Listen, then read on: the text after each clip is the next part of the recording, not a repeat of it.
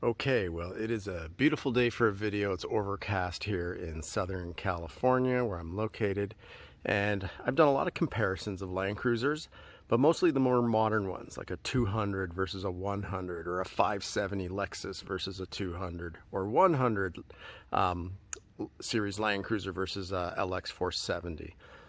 But today, based on popular demand, I had some people saying, like, compare a 40 and a 60. Well, I don't have a 60, I got a 62. We'll just go over the year of that 62 and compare it here to a 40. Because a lot of people, post-pandemic are looking into overlanding, enjoying the beautiful scenery and fire roads we have here in the US and respective countries, wherever you're watching this from. So people got into overlanding. Landcruisers alone went up about 20%, 30% in Australia, where they're super popular. Just crazy. The market, people are realizing, what these cars are all about. So we are comparing a more family-oriented, you can get a lot more gear into this 62, plenty of space, no third row. So it's got 2 rows. So let's say family of 4 or 5, but plenty of storage, especially with that comfort roof rack up top. And then you have the FJ40, more like guy and your girlfriend, or a guy and his dog. But when you go with a family, it gets a little cramped in this one. And a lot of parents, I guess these days, wouldn't feel too safe with the rear facing seats. So this is more for the bachelor or later on, third vehicle. Love it. FJ40. This one's a 1974. So let's just go over it quickly so we can get our baseline in this comparison.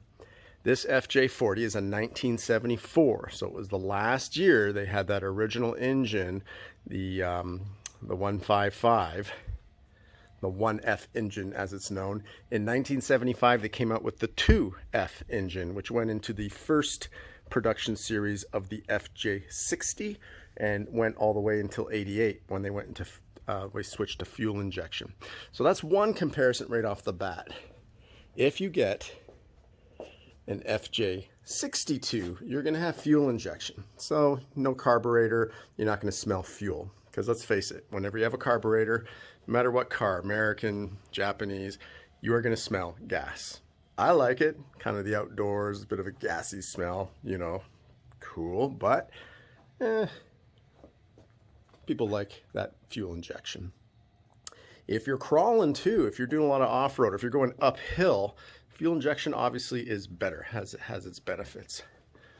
Back to the 74. So this 74, and both of these are lifted, so they're not stock. There's about a 4-inch lift, because that's a springs over axle, versus the FJ62, which has a man-free old man emu. I always get in trouble from the guys from Australia on how I'm pronouncing that. OMU, how about I say that? Or OME, I should say. But here's how suspension is supposed to be on a Landcruiser when they come stock. There's your solid axle and the attachments underneath. The springs run underneath. Now, on a solid front axle FJ40, same thing, both solid front and rear. Well, notice how the springs are going above. That's SOA, that's springs over axle, versus SUA, which is springs under axle. So that's what gives it a lot of the height. And those tires, I mean, these come with what, 31s is the originals on this. This one, you got to put big tires. When you lift that high, guess what? You get a huge gap, huge space. I mean, look at that lift alone. You can fit a couple, I don't know, corgis under there easily. Dogs with short legs can fit under this truck, no problem. So these are 35s. And 35-inch tires is going to give you some height, right? If you go from 31 to 35, that's 4 inches, but you will realize half of that, because, happens at the top of the wheel and the bottom of the wheel. So on the axle, you'll get 2 inches more height when you go from a 31 to a 35. So this FJ40 clears a ton. Now, back to that engine. Carbureted, so you're going to smell some gas. and it's 125 horsepower. So it's plenty of torque. You know, you're crawling over rocks and terrain and overlanding. It's plenty. That's not the problem. But on the highway, you know, getting to 60 miles an hour is an effort in this vehicle, especially, you know, now that there's big tires on it. And just to look at that rear suspension, again, springs over axle. Gives you a ton of height. The previous owner did put these metal plates on it. Zero rust on this truck. It is rust free. It is just an awesome specimen. California its whole life. But he did that in order, well, part of it is the look, but also to secure the tire mount. So I like the look, but sometimes people are wondering, well, what's underneath? What are you hiding? Nothing. Metal. It's all original. It's all in perfect shape, as you can see with the frame. So that engine, yeah, if you're leisurely, you know, on a Sunday drive, no problem. Daily driver, I personally wouldn't get an FJ40 as a daily driver unless I lived in Costa Rica and I had like all this crazy terrain to overcome, or Montana, or who knows, right? So that 125 horsepower, when you go to a 2FE, which they did in 75 and up on the FJ40s, and the, you know, first set of the FJ60s in 1980, they were 135 horsepower. So you got a 10 horsepower boost and you were still with a carbureted engine. But this one, in 1989, so 88, 89, and 90, and then the first round of the FJ80s came with a 3FE engine. Great engine, 155 horsepower, so very noticeable because it's fuel injection too. You know, and you keep a lot of that power going to the wheels. So 155, which means this one, with those wheels, cruises on the highway comfortably at 75 miles an hour. You could even go 80 if you want, but 75 miles an hour and this thing cruises. You cannot get 75 miles an hour in this one. I think if you're even rolling downhill, you're not getting 75 miles an hour. So obviously a lot of us growing up, FJ40, it's so iconic, just that look, the hood, the grill, the bib, everything. It's just, it's beautiful, right? But this one, almost as beautiful, right? It's FJ40 paved the way for the 60, then the 80, then the 100, and so on. But this one, for family, this is great. Both have the locking hubs. Same on this. And just to show you, that is just one huge deep dish. That's my hand, how deep that is. And both of those are 35s on 15-inch wheels. But for daily driver, you could do this as a daily driver. This one, obviously, you can store so much more. You know, if we look inside, great bench seat. So here's where you put the kids, or if you're going without the kids, guess what? This folds up nice and easy. And then the rear, without a third row, which in the FJ80 or the 100 folds up, you can remove, but here you always have plenty of space. And in the front, super nice. You know, the for cup holders, neither of these cars are great for cup holders. You get that little small one to the left there of the center console. But I think there might be some aftermarket workarounds. But nice and clean, plenty of power. I've never felt, you know, again, I'm not racing Ford Raptors in this truck. You know, you're cruising along, getting lots of thumbs up, people admiring. These are beautiful trucks. Look at all that windows. Look at all the windows. No blind spots in this rig. And then that's a Confer roof rack. So, you know, instead of going, you know, a front runner or some of these newer racks, I like this because it goes with the times, right? And it's clean, it's nice, and it's big.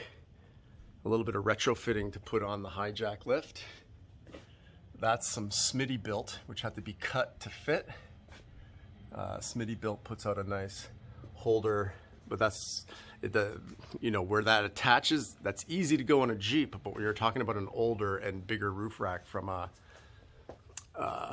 Landcruiser, these Convers. Conver didn't just go on Landcruisers, it went on a whole bunch of different trucks. They're bigger.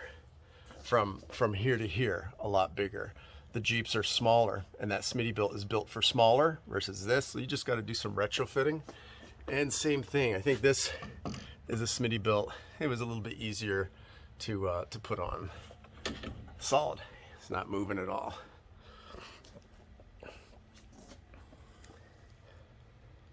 But for the family, this is the way to go. And for the single guy or couple, that's the way to go. You know, if we were to ask our dog friends, our pets, man's best friend, guess what? He's just happy to go along for the ride. The dog will go in either one, that's for darn sure. So let's take a peek inside the FJ40. Obviously, going to be a little tighter. So that is aftermarket. Even though it's an original engine and all, this was put in aftermarket. A better carburetor, so a little bit of horsepower boost, I'm sure, in here. So as you can see, parents aren't too keen to put their kid there, facing that way. Not as safe as that Landcruiser over there. And these are Volvo seats that were put in here, so a little bit more comfortable than the original bench.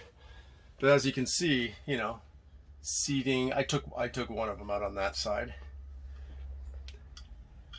Seating for two in the front, and in the back, yeah, I would put, you know, an adult, my buddy, in there who can hang on to the bars. I wouldn't put a kid. I don't think it's that safe. So obviously you're going to be a lot safer in the FJ62 with the family. But man, going on a honeydew run in an FJ40, lots of fun.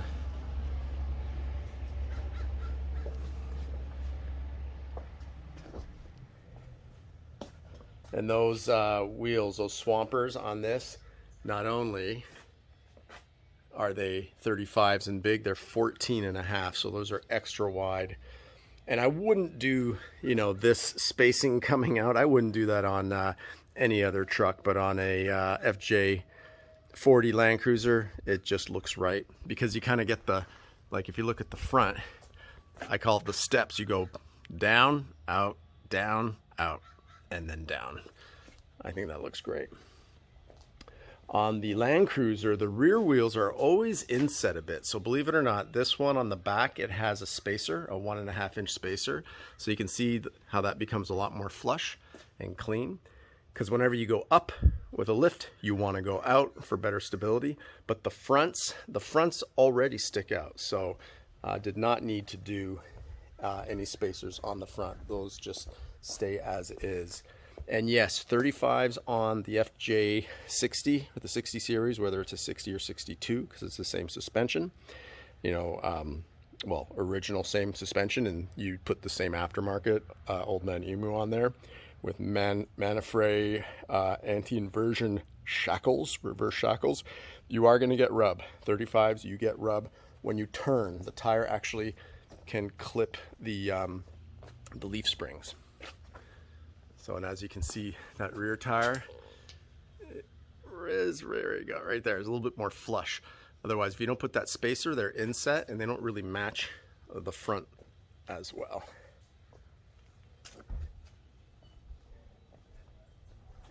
But obviously these ones are just massive swampers.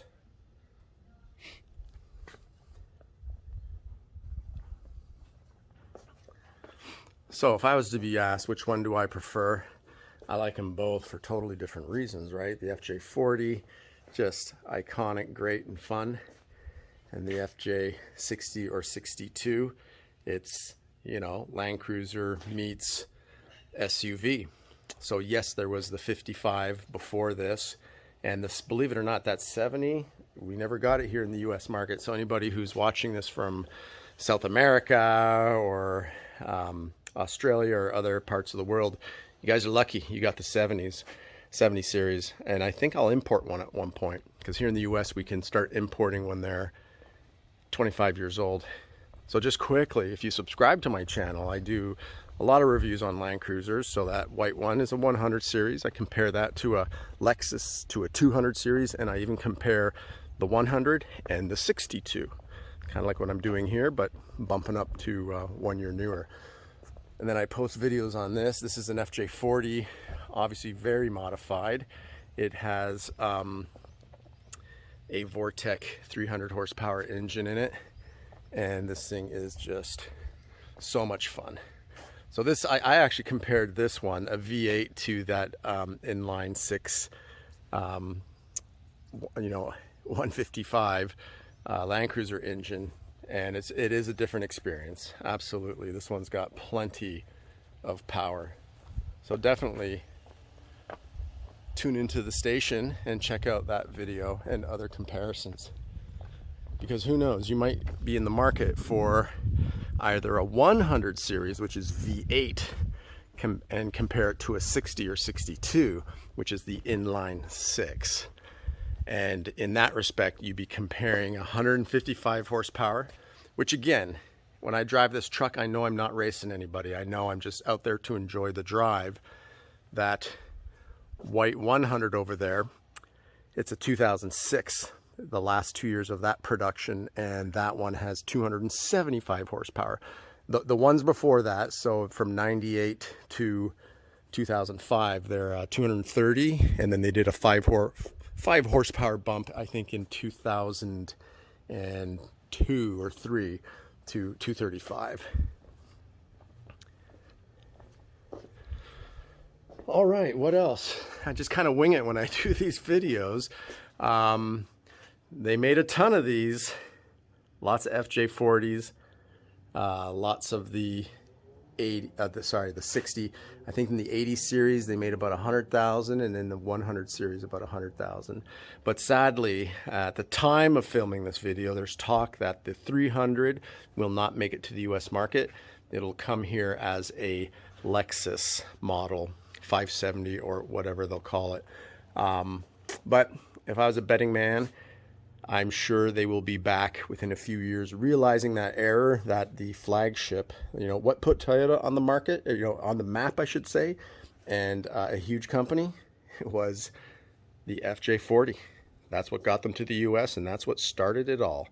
So Corollas, Camrys, all Toyota models, well, their great grandfather is the FJ40. Most robust, amazing vehicles. All right, well, there you have it. Again, subscribe, like if you enjoyed. I go into more detail in some of my other comparisons. I do some videos of just the vehicle alone. So yeah, check it out. If you like Landcruisers, outdoor stuff, off-roading, that's my passion. That's what I post. All right, well, I hope you enjoyed the video, and well, look forward to some more. Thanks.